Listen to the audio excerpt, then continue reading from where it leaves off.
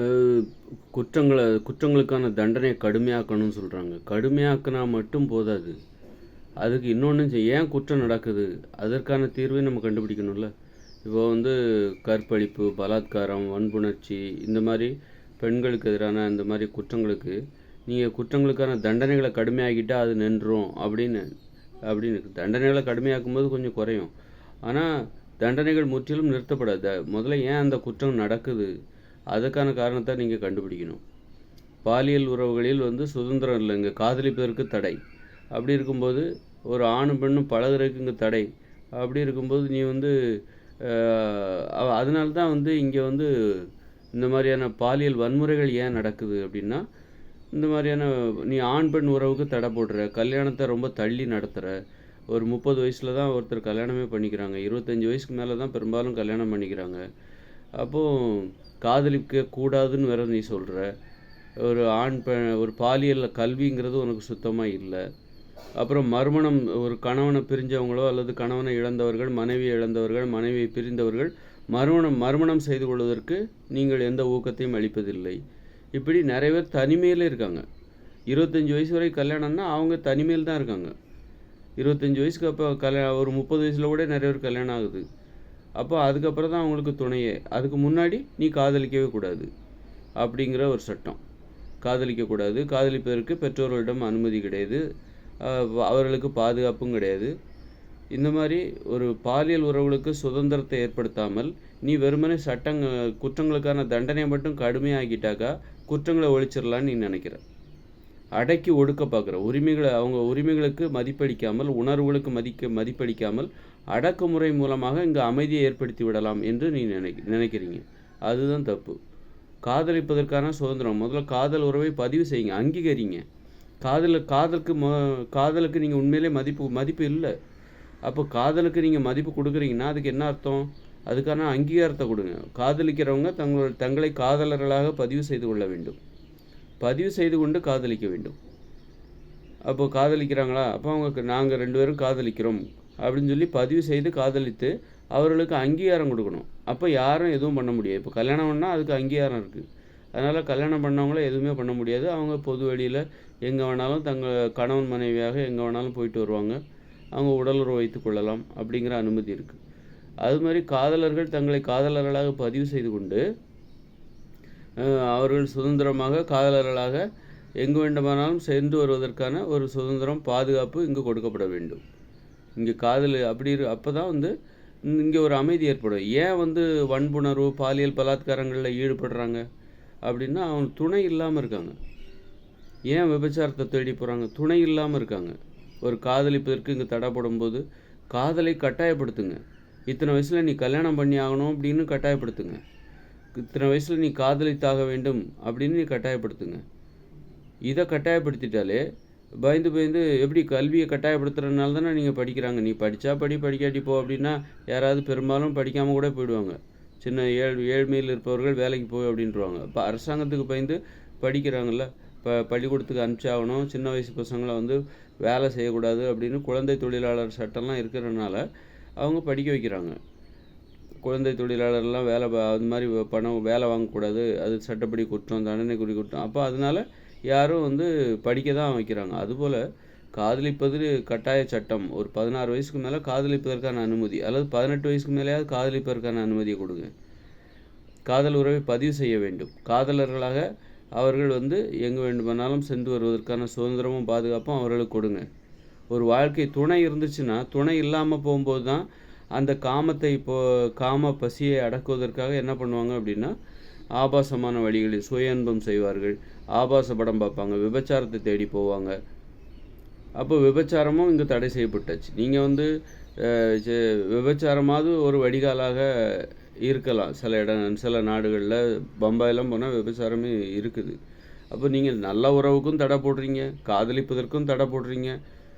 காதல் உறவை பதிவு செய்வதும் இல்லை, காதலை அங்கீகரிப்பதும் இல்லை, காதலுக்கு தடை போடுறீங்க, கட்டுப்பாடு. அப்புறம் திருமணத்தையும் லேட்டாக நடத்துறது. அதை பற்றி உனக்கு எந்த சட்டமும் கிடையாது, கட்டாய சட்டம் எதுவுமே கிடையாது. திருமணத்தை ஒரு 18 வயசில் நடத்தணும் அப்படின்னு ஒரு கட்டாய சட்டம் எதுவுமே கிடையாது. எத்தனை வயசு வேணாலும் உன் விருப்பம், நீ பண்ணிக்க, பண்ணாட்டி போ அப்படின்னு அவங்க போக்கில் விட்டுடுறீங்க.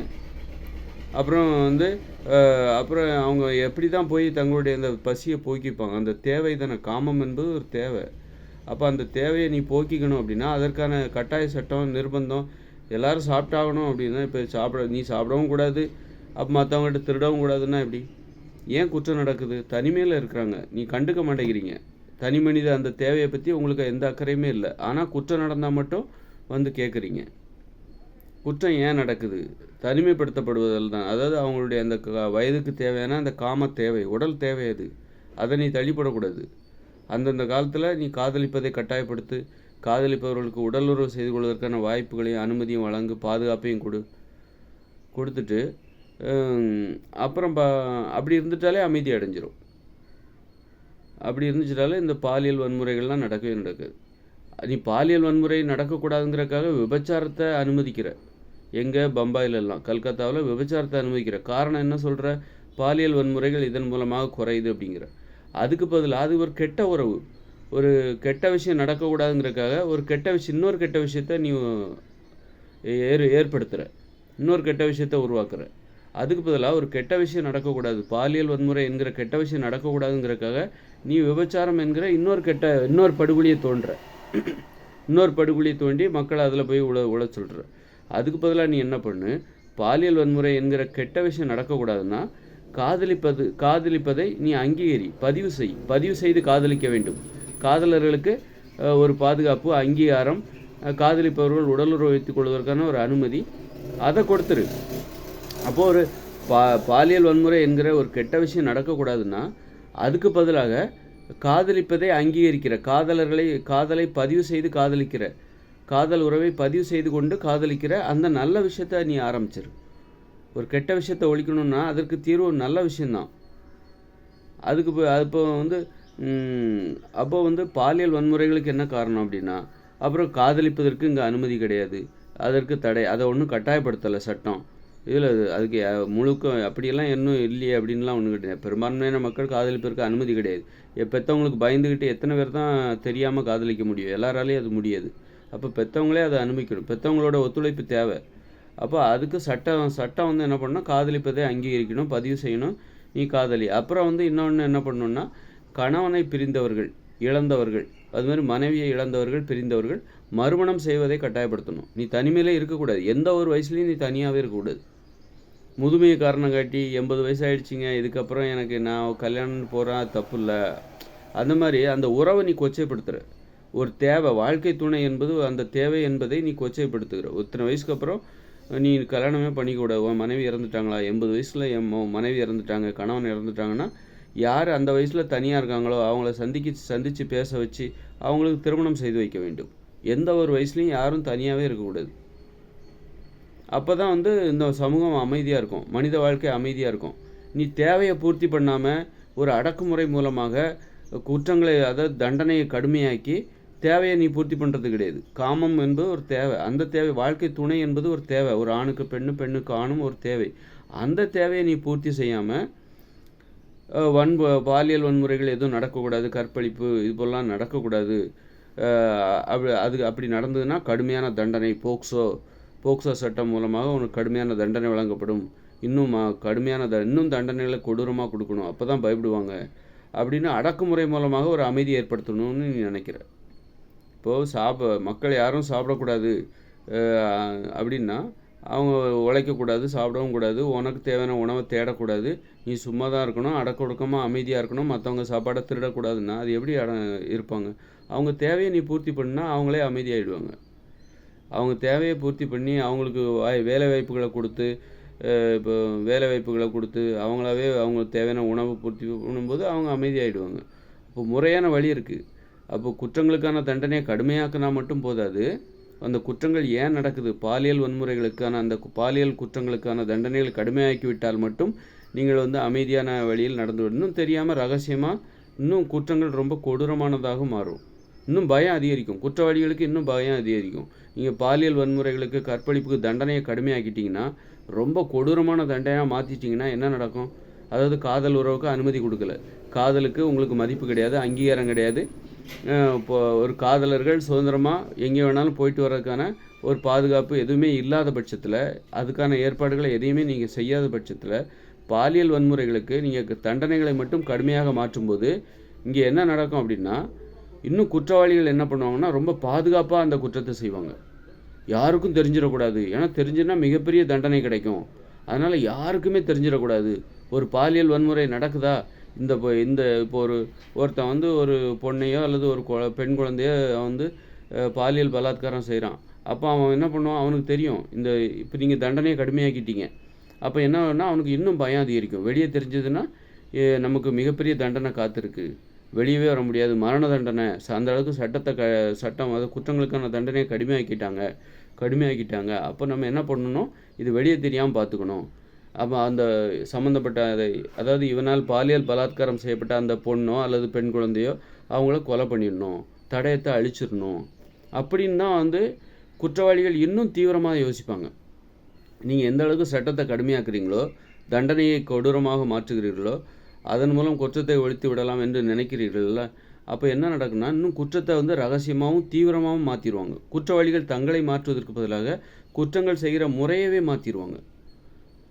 அந்த முறையவே மாற்றி ரொம்ப ஒரு பாதுகாப்பான சூழ்நிலை இன்னும் அதிகமாகும். யாரோ ஒருத்தர் கூட பாதிக்கப்படக்கூடாது அப்படி நினைக்கணும். ஆனால் குற்றங்களுக்கான தண்டனையை நம்ம கடுமையாக மாற்றும் போது அதை பார்த்து பயந்து போய் நிறைய பேர் கட்டுப்பாடாக இருக்கிறதுக்கு வாய்ப்பு இருக்குது. அதனால் கொஞ்சம்தான் பலன் கிடைக்குமே தவிர ஒரு நிரந்தர பலன், ஒரு தீர்வு, முழுமையான தீர்வெல்லாம் கிடைக்காது. இங்கே நிறைய பேர் ஆபாச படம் வேறு ரொம்ப தாராளமாக இருக்குது. மொபைல் ஃபோன், கையடக்க மொபைல் ஃபோன்லேயே இன்றைக்கி ஆபாச படம் அவ்வளோ மலிவாக கிடைக்குது. இதெல்லாம் பார்த்தாக்கா இந்த சின்ன பசங்களுக்கு அவங்களுக்குலாம் என்ன தெரியும், அறியாமையில் இருக்காங்க, அவங்களுக்குலாம் ஒன்றுமே தெரியாது. ஆனால் அது நல்லதா கெட்டதா, அதனால் ஏற்படுற விளைவுகள் என்னென்னு அவங்களுக்கு தெரியாது. அதை பார்த்து அவங்க கெட்டு போகிறதும், கெட்டு போய் ஆபாச அந்த படுகொலியில் விழுந்து அவர்களே பிற்காலங்களில் பாலியல் குற்றவாளிகளாக மாறுவதற்கு இது ஒன்றே போதுமானது. அப்படிப்பட்ட இந்த சூழ்நிலையில் அவர்களை அமைதிப்படுத்த வேண்டும். ஆபாசத்தில் ஒருத்தர் விழக்கூடாது, சுய இன்பம் பண்ணக்கூடாது அப்படின்னா அவங்களுக்கு என்ன தீர்வுன்னா, அவங்களுக்கு வந்து அந்தந்த வயசில் ஒரு வாழ்க்கை துணையோடு இருக்கணும்.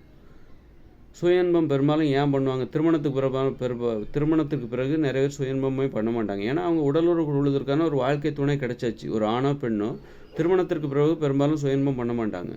காரணம் என்னென்னா அவங்களுக்கு ஒரு வாழ்க்கை துணை கிடைச்சாச்சு. அந்த உடலுறவு தேவை, காம தேவையை பூர்த்தி செய்வதற்கு ஒரு துணை கிடைச்சாச்சு. அப்படி இருக்கும்போது அவங்க வந்து சுய இன்பம் பண்ணணுங்கிற அவசியம் இல்லை, ஆபாச படம் பார்க்கக்கூட மாட்டாங்க.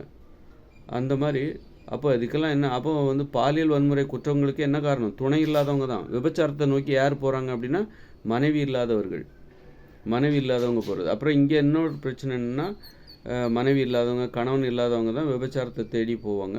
அப்புறம் இங்கே என்னென்னா, பிடிக்காதவங்கள திருமணம் செய்துக்கிட்டாக்கா பிரிய முடியாது. பிரிவது ரொம்ப கடினமாக மாற்றப்பட்டிருக்குது. நீ அவ்வளோ ஈஸியாக பிரிஞ்சிட முடியாது. ஒரு விவாகரத்து, ஒரு பிடிக்கலையா, அதாவது நம்ம ஒரு வேலையே பார்க்குறோம் அப்படின்னாலே நமக்கு பிடிச்ச வேலையை தேடுறதுக்கு 2-3 வேலையை கடந்தால் தான் இதுதான் நமக்கு பிடிச்ச வேலைன்னு நம்ம தெரிஞ்சுக்கிறதுக்கே நமக்கு 2-3 வேலைகளை கடந்து போக வேண்டியிருக்கு. பல வேலைகளை பார்த்து தான் இதுதான் நமக்கு பிடிச்ச வேலை அப்படின்னு நம்ம தப்பு நடக்கிறது இயல்பான விஷயம். ஒரு படிப்பை தேர்ந்தெடுக்கிற, நீ படிக்க போகிற அப்படின்னாலே சரியான படிப்பு, அதிலே தப்பு நடக்குது. அப்போ நான் தெரியாமல் இன்ஜினியரிங் எடுத்துட்டேன், எனக்கு வந்து சட்டக்கல்லூரி தான் எனக்கு பிடிச்சிருக்கு, ஒரு வழக்கறிஞர் ஆகிறது தான் எனக்கு ரொம்ப பிடிச்சிருக்கு, அல்லது எனக்கு வழக்கறிஞர் தொழில் பிடிக்கலை, நான் ஒரு இன்ஜினியர் ஆகிடுக்கணும் அப்படின்னு நினச்சி அப்போது மாறுவாங்கள்ல. அப்போ மாறுறதுக்கு நீ அதெல்லாம் மாறக்கூடாது. நீ ஒரு வாட்டி சட்டக்கல்லூரி வந்துட்டேன்னா உனக்கு சட்டக்கல்லூரி பிடிக்கலனாலும் இங்கே தான் இருக்கணும், அப்படி நீ மாறணுன்னா கோர்ட்டில் வழக்கு போட்டு அப்போ தான் நான் உன்னை பிரிய விடுவோம், ஜீவனாம்சம்லாம் கட்டணும். நீ தெரியாமல் இந்த சட்டக்கல்லூரியில் வந்துட்ட, அப்போ இதுக்கு நீ ஜீவனாம்சம்லாம் கொடு, ஒரு இழப்பீடு ஒரு 5 லட்ச ரூபா நீ கட்டு, அப்போ தான் நீ மாற முடியும்னு சொல்ல முடியுமா? அதுபோல் தான் எல்லா விஷயத்துலையுமே தப்பு நடக்கும். ஒரு கடையில் போய் புடவை எடுக்கிறேன்னா 10 புடவை எடுத்துகிட்டு அதில் எது நல்ல புடவைன்னு தேர்ந்தெடுக்கிறதுக்கே உங்களுக்கு அது மாதிரி தான். ஒரு வாழ்க்கை துணையை தேர்ந்தெடுக்கிறதுக்கு எடுத்த உடனே பெற்றவங்களாக பார்த்து யாரோ ஒருத்தர் கல்யாணம் பண்ணி வைப்பாங்க, அதில் முடிஞ்சிருமா? 4 பேர்த்த காதலிச்சு பிரேக்கப் ஆனால் தான் உங்களுக்கு நீங்கள் யார், உங்களுக்கு யாரை பிடிச்சிருக்கு, நமக்கு யார் பொருத்தமானவங்க அப்படிங்கிற அந்த எண்ணமே, அந்த தெளிவே அப்போ தான் கிடைக்கும். அப்போ அதுக்கு சுதந்திரமே இல்லை. இங்கே ஒரு மிரட்டல் இருக்குது, நீ கல்யாணம் பண்ணிட்டா பிரிய முடியாது, பிரிஞ்சுட்டாக்கா ஜீவனாம்சம் அவ்வளோ விஷயம் கோர்ட்டு கேஸ்ன்னு இழுத்தடிச்சு பொருளாதார ரீதியாக உனக்கு எதுவுமே இல்லாத ஒருவராக ஒரு நிர்மூலமாக ஆக்கிட்டு தான் இங்கே விடுறாங்க. அப்படி இருக்கும்போது இந்த மாதிரி நிறைய அச்சுறுத்தல். அதனால் என்ன ஆகுதுன்னா பிடிக்காத வாழ்க்கையிலே வாழ்ந்துட்டுருக்காங்க. பிடிக்காத வாழ்க்கை அவர்களுக்கு அமைதியை தராது. அப்போ இந்த மாதிரி பிடிக்காமல் வாழ்கிறது, ஒரு கணவனையோ மனைவியோ இழந்துட்டா மறு திருமணம் செய்து கொள்வதற்கு இங்கே ஒன்றும் கட்டாய சட்டம் கிடையாது. அதிகபட்சம் ஒரு கணவனையோ மனைவியோ இழந்துட்டேன்னா அதிகபட்சம் ஒரு 3 மாதத்துக்கு மேலே நீ தனியாகவே இருக்கக்கூடாது. யாருமே தனியாகவே இருக்கக்கூடாது. துணை இல்லாமல் தனியாகவே ஒரு வயசுக்கு மேலே இருக்கவே கூடாது அப்படின்னு ஒரு சட்டம் போடணும். அதன் மூலமாக மட்டும்தான் காதலை அங்கீகரிக்கணும். காதல்ங்கிறது ஒரு சரியான உறவு. நீ விபச்சாரத்துக்கு அங்கீகாரம் கொடுக்குறல, அந்த அளவுக்கு உனக்கு துணிச்சல் இருக்குல்ல. விபச்சாரங்கிறது ஒரு மோசமான ஒரு குற்றம் அது. அப்படின்னா அதோட தொடர்பு வச்சுக்கிட்டாக்கா ஒரு மனசு நல்லா இருக்காது, உடம்பு கெட்டு போயிடும், மனசு அமைதி கெட்டு போயிடும், நோய் வர ஆரம்பிக்கும். இப்படிப்பட்ட ஆபத்தான ஒரு விபச்சாரத்துக்கே நீ அனுமதி கொடுக்குற அளவுக்கு உனக்கு தைரியம் இருக்குன்னா ஏன் காதலிப்பதற்கு மட்டும் நீ அதுக்கு ஏன் அனுமதி கொடுக்க மாட்டேன்ற? காதலுக்கு ஏன் அங்கீகாரம் கொடுக்க மாட்டேன்ற? இப்போ காதலிக்கிறாங்க, பிரியராக இருந்தால் அந்த காதல் உறவை நாங்கள் முறித்து கொள்கிறோம் அப்படின்னு அதையும் பதிவு செய்யணும். உடனே அதுக்காக போய் கோர்ட்டு கேஸு, என்ன காதலிச்சுட்டு ஏமாற்றிட்டா கோர்ட்டு கேஸு ஜீவனாம்சம்னு இழுத்தடிச்சு காதலை பார்த்தாலே பயப்படுற மாதிரி ஆக்கிடக்கூடாது. இன்றைக்கி திருமணத்தை பார்த்தாலே பயப்படுறாங்க, காதலை பார்த்தாலே பயப்படுறாங்க. ஏன்னா போய் திருமணம் பண்ணிட்டால் பிரியறது, பிடிக்கலைன்னா பிரியவும் முடியாது. இதனாலே மறுமணங்கள் நடக்க மாட்டேங்குது. முதல் திருமணம் நடத்துறதுக்கும் அது ஜாதகம் அது இதுன்னு போட்டு பயத்து புரட்டி எடுத்து மிரட்டுறாங்க. ஆண் பெண் உறவை மிரட்டி வச்சுருக்காங்க. அவ்வளோ சாதாரணமான விஷயம், ரொம்ப மிகைப்படுத்தி வச்சுருக்காங்க. இயல்பான ஒரு விஷயம், பிடிச்சவங்களோட வாழணும். பிடிச்சவங்க கிடைக்கிறது அபூர்வம். அந்த பிடிச்சவங்கள கண்டுபிடிச்சி அவங்களோட தான் அப்படின்னா மாற்றிக்கிட்டே இருப்பாங்களே, இவங்களோட அவங்களோட இவங்கன்னு மாற்றிக்கிட்டே இருப்பாங்களே.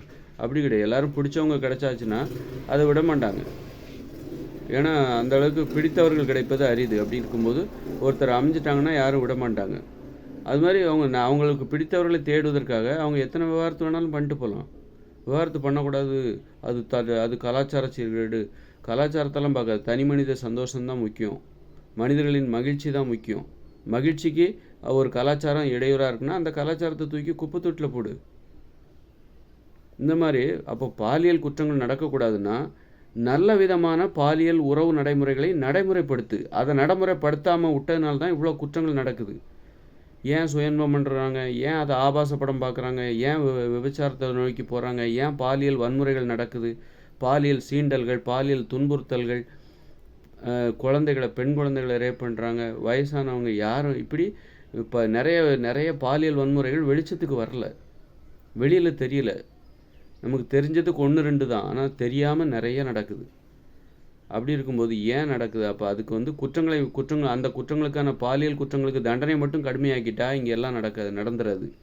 முதல்ல அதற்கான பாலியல் உறவுகளுக்கு, சரியான பாலியல் உறவுகளுக்கான சுதந்திரத்தை இங்கே ஏற்படுத்தினா தான் இந்த மனித வாழ்க்கை அமைதியாக இருக்கும். அப்போ அன்பு, பாசம். அப்போ அவன் ஆபாசத்தை தேடி போக வேண்டிய அவசியம் இல்லை, விபச்சாரத்தை தேடி போக வேண்டிய அவசியம் இல்லை.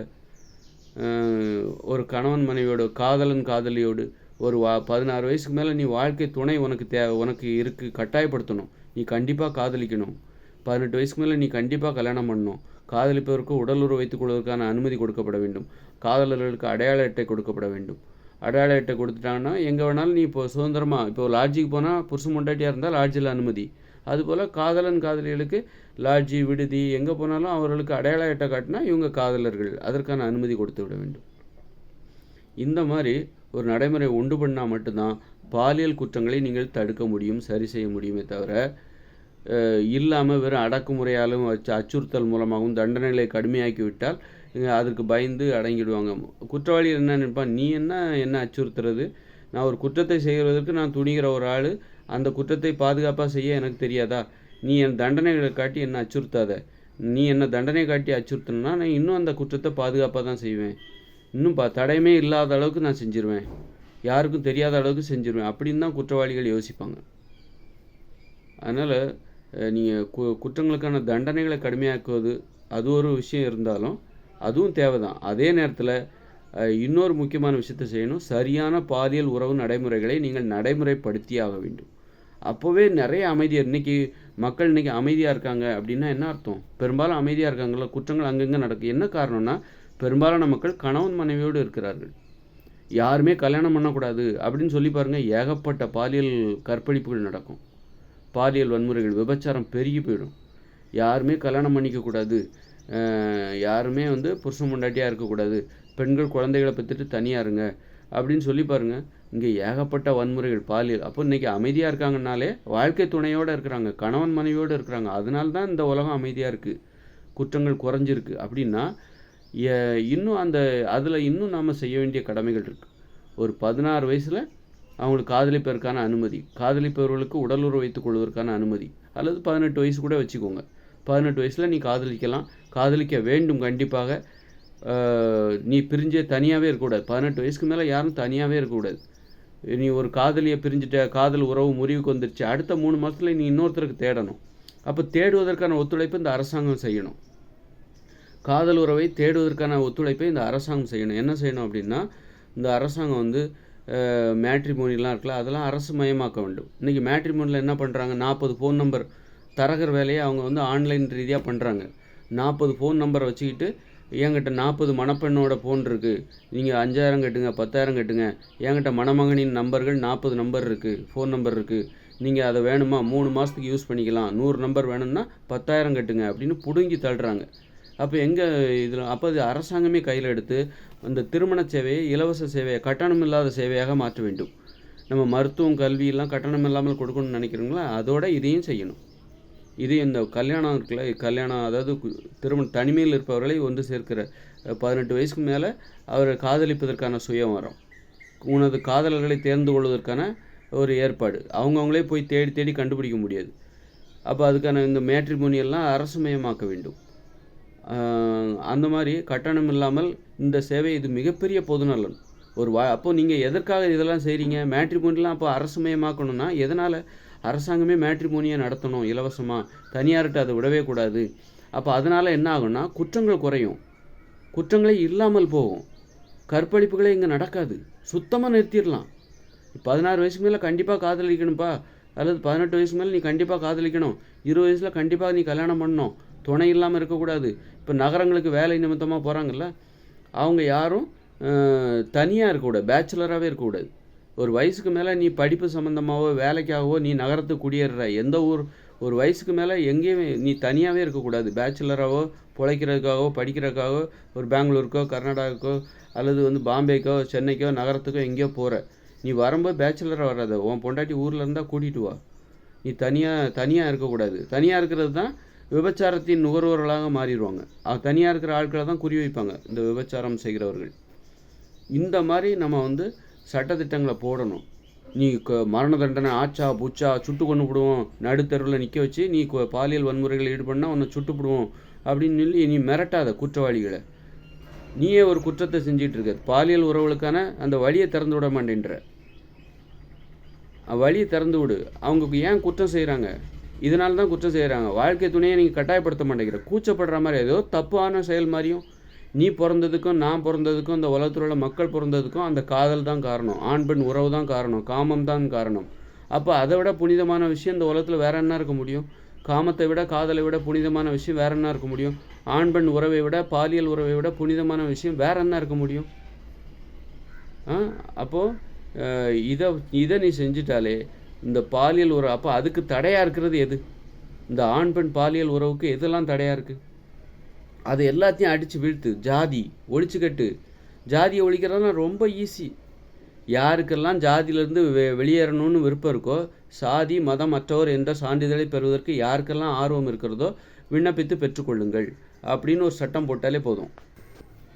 யாருக்கெல்லாம் வந்து சாதி மதத்திலேருந்து விடுபடணும், வெளியேறணும் அப்படின்னு ஆசை இருக்கோ, நிறைய பேருக்கு நம்பிக்கை இல்லை, சாதியில் நம்பிக்கை இல்லை, ஆனால் அவங்க பேர் ஜாதி சான்றிதழில் இருக்குது. நான் இந்த ஜாதியை சேர்ந்தவன், நீ என்ன ஜாதின்னு கேட்குறேன், எனக்கு சாதியில் நம்பிக்கை இல்லைங்க அப்படின்னா, சரிப்பா இருக்கட்டும், உன் ஜாதி என்ன சொல்லு, உன் சர்டிஃபிகேட்டில் ஒரு ஜாதி போட்டிருப்பாங்களோ அதை சொல்லுன்றாங்க. அப்போது இப்போ என்ன எடுத்துக்கிட்டாலே எனக்கே சாதியில் நம்பிக்கை கிடையாது. சாதி மதமற்றோர் சான்றிதழை பெறுவதற்காக விண்ணப்பிச்சா கொடுக்க மாட்டேன்றானுங்க. ஒவ்வொருத்தரும் அதுக்காக போராட முடியுமா? விண்ணப்பிச்சா உடனே கிடைக்கணும். எல்லாரும் அதுக்காக போராட முடியுமா? கோர்ட்டு கேஸுன்னு போய் போராடி ஒரு சான்றிதழை நான் பெற முடியுமா? எல்லாரும் எனக்கு வேறு வேலையே இல்லையா? நான் எவ்வளோ வேலைகளை விட்டுட்டு நான் இதையே மெனக்கிட்டு நான் அலைய முடியுமா? எல்லாராலையும் அலைய முடியுமா? எல்லாருக்கான தீர்வாக அது இருக்க முடியுமா? அவங்கவுங்களுக்கு தேவைன்னா போராடி பெற்றுக்கோங்க. இந்த மாதிரி 10-15 பேர் வாங்கியிருக்காங்க, சாதி மதமற்றோர் என்கிற சான்றிதழை 10-15 பேர் வாங்கியிருக்காங்க. அப்போ அதுபோல் எனக்கும் ஒன்று கொடுங்க அப்படின்னு கேட்டால் கொடுக்க மாட்டேன்றாங்க. அப்போ ஏற்கனவே கொடுத்துருக்காங்கல்ல, அப்போ நீ ஏன் கொடுக்க மாட்டேன்ற? இது வரைக்கும் யாருக்குமே கொடுத்தது இல்லைன்னா பரவாயில்ல, ஏற்கனவே நிறைய பேர் வாங்கியிருக்காங்களே, அப்புறம் விண்ணப்பிச்சா கொடுக்க வேண்டியதுன்னு அதை மேற்கோள் காட்டி ஆதாரங்களை காட்டி கேட்டால் கூட தரமாட்டேன்றாங்க. அப்போ சாதி மதமற்ற சாதியை ஒழிக்கணும். ஏன்னா அது ஆண் பெண் உறவுக்கு காதலுக்கு தடையாக இருக்கிறது. அப்படின்னா காதலை சாதியை ஒழிப்பது என்பது சாதாரண விஷயந்தான். அது விருப்பப்பட்ட சாதி மீது யாருக்கெல்லாம் நம்பிக்கை இல்லையோ அவங்கெல்லாம் சாதியிலிருந்து வெளியேறலாம், சாதியற்றோர் சான்றிதழை பெறலாம் அப்படின்னு ஒரு சட்டத்தை உருவாக்குங்க. உடனே விண்ணப்பிச்சா எனக்கு மறுநாளே கிடைக்கணும், ஒரு 7 நாளைக்குள்ளே கிடைக்கணும், 5 நாளைக்குள்ளே கிடைக்கணும். சாதி மதமற்றோர் என்கிற சான்றிதழ். எனக்கு மதத்தில் நம்பிக்கை இருக்குது, சாதியில் நம்பிக்கை இல்லை அப்படின்னா நீ சாதியில் மட்டும் நம்பிக்கை இல்லாதவர் அப்படின்னு உன் விருப்பத்துக்கு தகுந்த மாதிரி, உன் நம்பிக்கைக்கு தகுந்த மாதிரி. இப்போ சாதியை விட்டு ஒருத்தர் வெளியில் போயிட்டார், சாதியற்றோர் சான்றிதழை பெற்றுவிட்டார். இப்போ அவருக்கு திரும்பவும் சாதி மேலே ஒரு நம்பிக்கை வருது அப்படின்னா அவருக்கு அந்த நம்பிக்கைக்கு மதிப்பளித்து அவருக்கு சாதி சான்றிதழை திரும்பவும் கொடுத்துருங்க. அவர் என்ன சாதியில் இருந்தாரோ அந்த சாதியில், ஏற்கனவே இருந்த சாதியில் அவர் கொடுத்துருங்க. இல்லை திரும்பவும் அவருக்கு இல்லை, திரும்பவும் எனக்கு யோசித்து பார்த்தா சாதி இல்லைன்னு தான் தோணுது. அப்போ ஏன் அதை கொடுக்குறதுல என்ன பிரச்சனை? அப்போ பொருளாதார இடஒதுக்கீடெல்லாம் நம்ம எப்படி கொடுக்கறது? சாதிங்கிறது இடஒதுக்கீடுக்காக தேவைப்படுறது. நீ கல்வியை கட்டணம் இல்லாமல் கொடுத்து விட்டால் சாதி இடஒதுக்கீட்டுக்காக சாதி ஏன் தேவை? கல்வியை கட்டணம் இல்லாமல் கொடு, மருத்துவத்தை கட்டணம் இல்லாமல் கொடுங்க. அப்புறம் நீதிமன்ற சேவை அதையும் கட்டணம் இல்லாமல் கொடு. அப்புறம் இந்த மருத்துவ மேட்ரிமோனி, இந்த கல்யாண இதையும் கட்டணம் இல்லாமல் கொடுங்க. இப்படி இதை கொடுத்துட்டாலே உனக்கு இடஒதுக்கீடெல்லாம் தேவையே இல்லை. கல்வியை கட்டணம் இல்லாமல் கொடு. நீ கல்வியும் கட்டணம் இல்லாமல் படிக்கலாம் அப்படின்னா உனக்கு இடஒதுக்கீடே தேவையில்லை. இடஒதுக்கீட்டுக்காக சாதியை பாதுகாக்கணுங்கிற அவசியமே கிடையாது. அப்போ எல்லாருமே என்ன படிப்பு வேணாலும், நீ ஏழையாக இருந்தாலும் சரி பணக்காரராக இருந்தாலும் சரி, இங்கே கல்வி என்பது கட்டணம் இல்லாமல் கொடுக்கப்படுகிறது அப்படின்னா அப்போ அதுக்கு இடஒதுக்கீடே தேவையில்லையே. அப்போ அந்த மாதிரி அப்போ சாதியை பாதுகாக்கணுங்கிற இடஒதுக்கீட்டுக்காக சாதியை பாதுகாக்கணுங்கிற அவசியமே இல்லையே. சாதியை ஈஸியாக ஒழிச்சிடலாம். இன்றைக்கி ஒரு புள்ளி விவரமே இல்லை. இப்போ தேவர் இத்தனை பேர் இருக்காங்க, நாடார் இத்தனை பேர் இருக்காங்க, பிராமணர்கள் இத்தனை பேர் இருக்காங்கன்னு புள்ளி விவரம் இருக்குது. ஆனால் சாதி மீது நம்பிக்கை இல்லாதவர்கள் என்கிற புள்ளி விவரம் அது இருக்கா? இல்லை. காரணம் அதுக்கான சான்றிதழை கொடுக்கணும். ஒவ்வொரு சாதிக்கும் சான்றிதழ் இருக்குது. அது ஒரு சாதி என்பது ஒரு நம்பிக்கை. அந்த நம்பிக்கைக்கு மதிப்பளித்து அவங்களுக்கு ஒரு சான்றிதழை கொடுத்து வச்சுருக்கீங்க. சாதி மீது எனக்கு நம்பிக்கை இல்லையா? அதுக்காக நான் எவ்வளோ போராடி எவ்வளோ ஆராய்ச்சி பண்ணி இன்றைக்கி எனக்கு சாதியில் நம்பிக்கை இல்லாதங்கிற ஒரு மனப்பான்மையை நான் கஷ்டப்பட்டு உருவாக்கி வச்சுருக்கேன். எனக்கு இன்றைக்கும் எனக்கு சாதி மீது சுத்தமாக நம்பிக்கை இல்லை, அதுக்கு எதிராக ஒரு கோபம் கூட இருக்குது அப்படின்னு இன்றைக்கும் என்னை பார்த்து உன் சாதி என்னன்னு கேட்கும்போது எனக்கு எவ்வளோ அவமானமாக இருக்குது. அப்போ அதுபோல் தானே ஒவ்வொருத்தருக்கும் சாதி மீது நம்பிக்கை இல்லாத ஒவ்வொருத்தருக்கும் அதனால் இந்த திராவிடர் கழகம், கடவுள் மறுப்பு இயக்கங்கள்லாம் எதை நீங்கள் சாதி மறுப்பு இயக்கங்கள் இவங்கெல்லாம் என்ன பண்ணணும்னா அந்த சான்றிதழை பெறுவதற்காக போராடுங்க. மற்றபடி மக்களுக்கு விழிப்புணர்வு அதெல்லாம் ரெண்டாவது பட்சம்தான். முதல்ல சாதியில் நம்பிக்கை இல்லாதவர்களுக்கு அவர்களுக்கான நம்பிக்கைக்கான ஒரு அங்கீகாரத்தை கொடுங்க ஃபஸ்ட்டு. அப்போது இந்த இந்தியாவில் எத்தனை பேர் சாதியில் நம்பிக்கை இல்லை அப்படிங்கிறது தெரிஞ்சிடும். சாதி மீது நம்பிக்கை இல்லாதவர்கள் தமிழ்நாட்டில் மட்டும் 2-3 கோடி பேர் இருக்காங்க, பெருகிட்டு வருது, தினம் அவங்க விண்ணப்பிச்சுக்கிட்டே இருக்காங்க. அப்போ சாதி என்பது சிறுபான்மையாகிவிடும், மத நம்பிக்கை என்பது சிறுபான்மையாகிவிடும். நான் எந்த மதத்துலையுமே இல்லை. இப்போ ஒரு நடிகர் இருக்கார், அவர் நான் எந்த சாதியிலுமே இல்லை, எனக்கு சாதி நம்பிக்கை இல்லை அப்படின்னோடனே அவருடைய ரசிகர்கள்லாம் அவர் பின்னாடி போக ஆரம்பிச்சிருவாங்க. இப்போ ஒரு அரசியல்வாதி இருக்கார், எனக்கு சாதி நம்பிக்கையே கிடையாது, அந்த சான்றிதழை நான் பெற்றுவிட்டேன், சாதியில் இல்லை என்கிற சான்றிதழை நான் பெற்றுவிட்டேன் அப்படின்னு ஒரு அரசியல்வாதி சொல்கிறார், ஒரு முதலமைச்சரே சொல்கிறார், ஒரு கட்சியோட தலைவர் சொல்கிறார். உடனே அவருடைய தொண்டர்கள்லாம் அவரை பின்பற்றுவாங்க. அவர் அப்படி சாதியை ஈஸியாக ஒழிச்சிடலாம். அப்படி ஈஸியாக ஒழிக்கக்கூடிய ஒரு சொரிசரங்கை போன்ற ஒரு சாதிகளை ஏன் இன்னும் ஒழிக்காமல் இருக்கிறீர்கள்? ஒரு நாளில் படிப்படியாக அப்போ இப்போ சாதியை சிறுபான்மையாக்கணும். இன்றைக்கி என்ன நினைக்கிறாங்கன்னா சாதி நம்பிக்கை என்பது பெரும்பான்மையானது அப்படின்னு நினைக்கிறாங்க. யார் சொன்னால்? நிறைய பேருக்கு சாதி மேலே சாதினா என்னென்னே தெரியாதவங்க நிறைய பேர் இருக்காங்க. இன்றைக்கி நகரங்களில் வாழ்கிற இப்போ மாணவ பருவத்தினர்கிட்ட போய் கேளுங்க, நீ என்ன சாதின்னா என்னன்னு கேட்குறவங்க இருக்காங்க. அது என்ன சாதி, காஸ்ட்டு, அது எப்படி, நான் இந்த சாதின்னு எப்படி சொல்கிறீங்க அப்படின்னா நிறைய பேர் 10 வயசுக்கு உட்பட்டவங்கள கேட்டு பாருங்கள், அவனுக்கு சாதினா என்னன்னு தெரியல. 15 வயசுக்கு உட்பட்ட நகரத்தில் வாழ்கிற அந்த சிறுவர்கள் சிறுமியர்களையும் கிராமத்தில் வாழ்கிற சிறுவர் சிறுமியர்களையும் கேட்டு பாருங்கள். நிறைய பேத்துக்கு சின்ன குழந்தைகளுக்கு சாதினா என்னன்னு தெரிய மாட்டேங்குது, மதம்னா என்னன்னு தெரியுது. ஏன்னா அவங்க வாரந்தோறும் கோயிலுக்கோ சர்ச்சுக்கோ போகிறாங்க, தினமும் கூட சர்ச்சுக்கு போவாங்க, மசூதிக்கு போவாங்க, கோயிலுக்கு போவாங்க. அதனால மதம் நினைவூட்டப்படுகிறது. ஆனால் சாதி நினைவூட்டப்படவில்லை. சாதி என்பது தினசரி அது சான்றிதழால் மட்டும்தான் நினைவூட்டப்படுகிறது. ஒருவருக்கு நீ என்ன சாதி என்று சான்றிதழ் தான் அவருக்கு நினைவுபடுத்தி கொண்டே இருக்கிறது. அப்புறம் கல்யாணத்துக்கு போகும்போது, கல்யாணம்னு வரும்போது சாதியை பார்க்குறாங்க. மற்றபடி சாதி மறந்துட்டே வராங்க. இன்றைக்கி 10 வயசு கீழே இருக்கிறவங்க, 15 வயசு கீழே இருக்கிற பசங்க ஒரு 95% சாதி, தன்னுடைய சாதினா என்னன்னு தெரியல, தனது சாதியின் பெயர் தெரியவில்லை, சாதி என்றால் என்னவென்றே தெரியவில்லை. அப்படின்னா என்ன அர்த்தம்? இவங்க தான் எதிர்காலம், நாளைக்கு இவங்க தான் பெரிய ஆளாக போகிறாங்க. இவங்களுக்கு அப்போ சின்ன வயசு பசங்ககிட்ட சாதி இல்லை, அவங்களுக்கு சாதினா என்னன்னு தெரியல, சாதினாலே தெரிஞ்சுக்கவும் விரும்பலை, அதை நினைவும் இல்லை, அவங்களுக்கு தெரியவே இல்லை. அப்படின்னா இவங்க தான் நாளைக்கு பெரியவங்களாக போகும்போது இவங்க அந்த சாதி ஒழிஞ்சிச்சுன்னு அர்த்தம். இவங்க தான் எதிர்கால தலைமுறை. அப்போ எதிர்காலத்தில் சாதி ஒழிஞ்சு போச்சு. ஒழிஞ்சு போன ஒரு சாதியை ஏன் இன்றைக்கி இன்னும் பிடிச்சி வச்சுக்கிட்டு இருக்கீங்க? சின்ன பசங்க ஒழிச்சிட்டாங்க, அந்த சாதியை மறந்துட்டாங்க. ஆராய்ச்சி பண்ண வேண்டிய அவசியம் இல்லை. நானாவது எனக்கு சின்ன வயசில் ஜாதி நம்பிக்கை இருந்தது, வெறி கூட இருந்தது. அப்புறம் ஆராய்ச்சி பண்ணேன், பயங்கர ஆராய்ச்சி பண்ணி இன்றைக்கி சாதி நம்பிக்கையை வேரோடு அறுத்து எறிந்து விட்டேன். நான் போராட வேண்டியிருந்தது.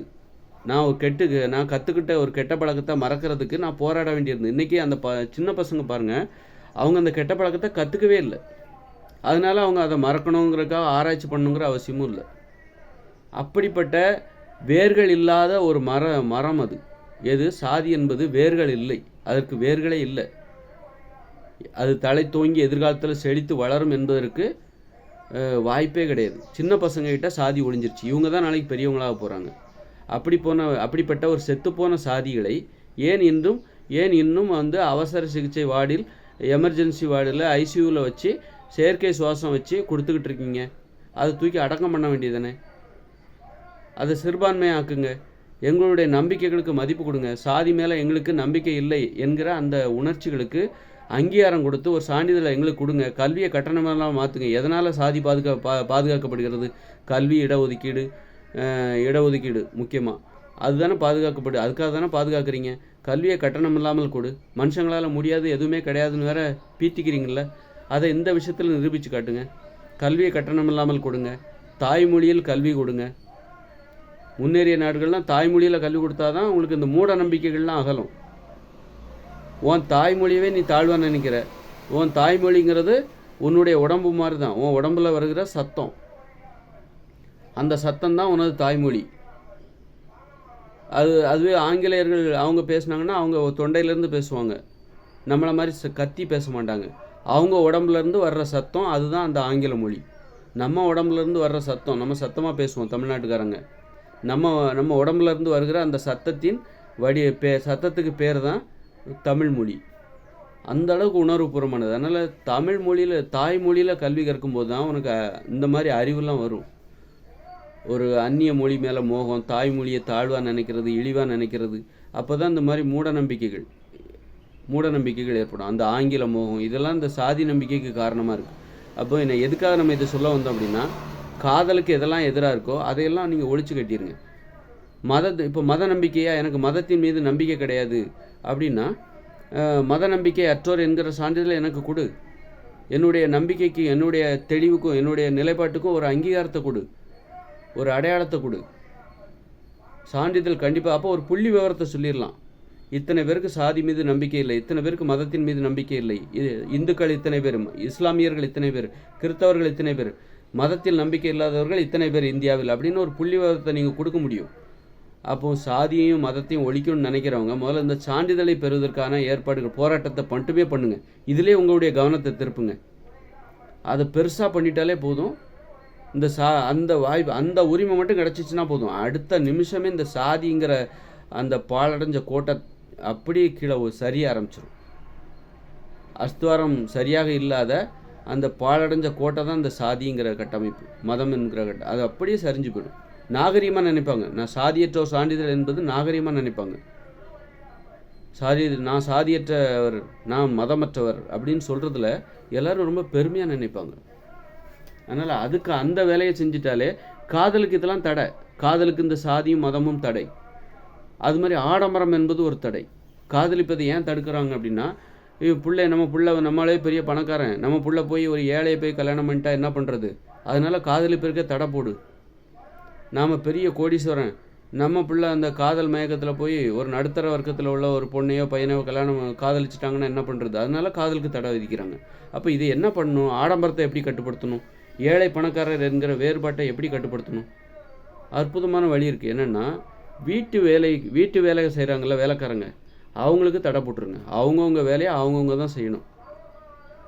அப்படின்னால பெரிய வீடு கட்ட மாட்டாங்க. பெரிய வீடுகளை பங்களாக்களை கட்ட மாட்டாங்க. பங்களாக்களை ஏன் கட்டுறாங்க? அந்த பங்களாக்களை பராமரிக்கிறதுக்கு 10-15 வீட்டு வேலைக்காரர்களை நியமித்து விடலாம் அப்படிங்கிற நம்பிக்கை தான் பங்களாக்களை கட்டுறதுக்கு காரணம். அப்போ நீங்கள் வீட்டு வேலை செய்கிற வீட்டு வேலைக்காரர்களுக்கு தடை போட்டிங்கன்னா யாரும் பெரிய வீடு கட்ட மாட்டாங்க. பெரிய வீடு கட்டினா அதை யாருப்பா கூட்டி பெருக்கி குப்பையாக கிடக்கும். அப்புறம் உனக்கு என்ன தேவையோ, உன்னுடைய ரூமு என்ன சுத்தம் பண்ணணுமா, நீ தான் சுத்தம் பண்ண போகிற. அப்போது உனக்கு என்ன தேவை? உன்னால் முடிஞ்ச அளவுக்கு அந்த வீட்டை கட்டு. பெருசாக கட்டி குப்பையாக போடுறதா? அதில் அது பெருக்கிட்டேவா கிடப்பாங்க? நமக்கு என்ன வேறு வேலை இல்லையான்னு? வீட்டை பெருசாக கட்டி அதை பெருக்கி பெருக்கி அள்ளி போடுறதா நம்முடைய வேலை? அதனால் ஆடம்பரத்தை ஒழிக்கணும் அப்படின்னா இந்த ஏழை பணக்காரர் வேறுபாடு இது எல்லாம் அந்த வீடுகளை பார்த்தாலே அவங்க நான் பணக்காரன்னு எதை வச்சு சொல்கிறாங்க? என்னுடைய வீட்டை பார், என்னுடைய பங்களாவை பார், அதில் நிற்கிற 2-3 கார்களை பார், அதை வச்சு தான் நான் பணக்காரன்னு சொல்கிறாங்க. அப்போ நீ பணக்காரர், அப்போ உன்னுடைய அடையாளத்தை என்ன நம்பிக்கையில் உருவாக்கி வச்சுருக்க? பெரிய பங்களாக்களை கட்டுற, அதில் 10 பேரை வேலைக்கு வச்சு அந்த பங்களாக்களை சுத்தமாக வச்சுக்கிற. அப்போ வீட்டு வேலை செய்வதற்கு நீ தடை போட்டுட்டாலே, வீட்டு வேலைக்காரர்களுக்கு தடை போட்டுட்டாலே பெரிய வீடு யாருமே கட்ட மாட்டாங்க. அந்த வீட்டை சின்னதாக தான் கட்டுவாங்க. வீட்டு வேலைக்காரங்களை நம்பி தான் இன்றைக்கி பெரிய பெரிய வீடுகளே கட்டுறாங்க, பெரிய பங்களாக்களே கட்டுறாங்க, பெரிய பேலஸ் மாதிரி கட்டுறாங்க. எதனால் கட்டுறாங்க? எல்லாம் வீட்டு வேலைக்காரங்க பார்த்துப்பாங்க. அவங்களுக்கு சம்பளம் கொடுத்துட்டா கிட்டத்தட்ட பார்த்தீங்கன்னா ஒரு பெரிய பணக்காரங்க வீட்டிலலாம் பார்த்தீங்கன்னா 4 பேர் வேலை பார்க்குறாங்க. ஒவ்வொருத்தருக்கும் 10,000 சம்பளம். இதுவே பெங்களூர்லாம் போனீங்கன்னா ஒவ்வொருத்தருக்கும் 20,000 சம்பளம், 15,000 சம்பளம். 4 பேர் வேலை பார்க்குறாங்க ஒரு வீட்டில். 1 லட்ச ரூபா சம்பளம் கொடுக்குறாங்க. 1 லட்ச ரூபா வீட்டில் உள்ள வேலை பார்க்குறவங்களுக்கு சம்பளம் கொடுத்து அந்த வீட்டில் உள்ள எந்த வேலையுமே அவங்க செய்கிறது கிடையாது. வேலைக்காரங்க பார்த்துக்குவாங்க. சமைக்க மாட்டாங்க, தின்னத்தட்டை கழுவ மாட்டாங்க, துணி துவைக்க மாட்டாங்க, வீட்டை சுத்தம் பண்ண மாட்டாங்க, எல்லாம் வேலைக்காரங்க பார்த்துப்பாங்க.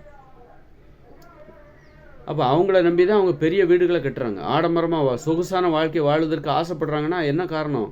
பணம் கொடுத்தா வீட்டு வேலைக்காரங்க வரப்போகிறாங்க, அடிமைகள் வரப்போகிறார்கள், அவர்களை வைத்து வீட்டில் உள்ள எல்லா வேலைகளையும் செய்துவிடலாம், நாம் ஆடம்பரமாக சொகுசாக வாழலாம், மரியாதையோடு புகழோடு மற்றவர்கள் பொறாமைப்படுற மாதிரி வாழலாம் அப்படிங்கிற அவங்க நம்பிக்கைக்கு அடிப்படை ஆதாரமாக இருப்பதே வீட்டு வேலைக்காரர்கள் தான். வீட்டு வேலையை தொழிலாக நினைப்பவர்கள் தான். இன்றைக்கி என்ன ஆகும் அப்படின்னா, நாளைக்கு இப்படி போகும்போது வீட்டு வேலைக்குன்னு ஒரு படிப்பு வந்துடும். வீட்டு வேலைக்குன்னு ஒரு படிப்பு படித்தவங்க வீட்டு வேலை செய்ய ஆரம்பிச்சிருவாங்க. அப்போ அவங்க இன்னும் சம்பளத்தை அதிகமாக கேட்பாங்க. இந்த மாதிரியெல்லாம் அது இன்னொருத்தரோட வீட்டில் போய் வேலை பார்க்கலாமா? அது எவ்வளோ அசிங்கம். யாராவது நினைப்பாங்க, யாராவது எந்த பெற்றோராவது இன்ஜினியர் ஆகணும், டாக்டர் ஆகணும்னு நினைப்பாங்க. தான் பிள்ளை இன்னொரு வீட்டில் போய் வேலை பார்க்கணும்னு நினைப்பாங்களா?